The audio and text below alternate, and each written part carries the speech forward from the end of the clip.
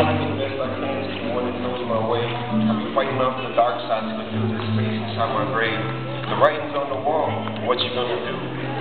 I don't know, I'm gonna tell you, I'll put my mark up on it too. Maybe you should follow suit, cause writing is the force that holds and pulls me through. Keeps my soul close to my root. Don't aim, just point and shoot. That's how I write my truth, in this world in which I grew. That past tense is a mistake, but mistakes I'll always make and never decline to take.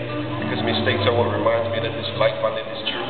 So if you're living a life and it seems perfect without mistake, then you're living in a dream, and from this dream I pray to wake.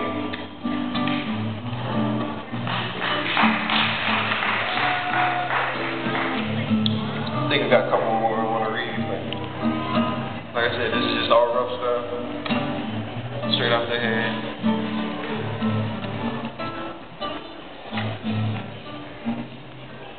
The reality of the physical mentality that is cast into the concept of losing sanity and living life materialistically in a material world drowned in vanity, ignoring the gallantry of those fighting gallantly in gallantry, and instead focusing on the tragedy of young lives endless mindlessly in a mindless love deficiency, plaguing the world relentlessly, pushing man and woman past insanity as we hunger for immortality.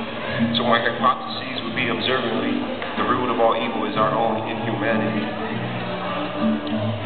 It's the outlook on life right now.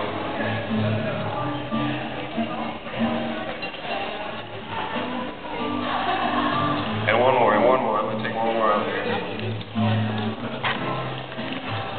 Like dirty laundry upon the spin cycle, my brain doing flips and eating ish like Ricky Carmichael. On this 100, 250, kinda sticky, hella icky. After them first rinse, them thoughts is still filthy.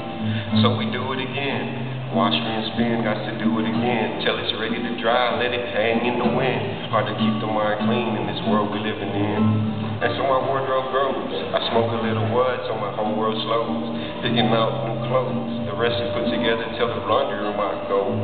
And we do it again. Wash, rinse, spin, got to do it again. That there, homeboy, is the life we living in.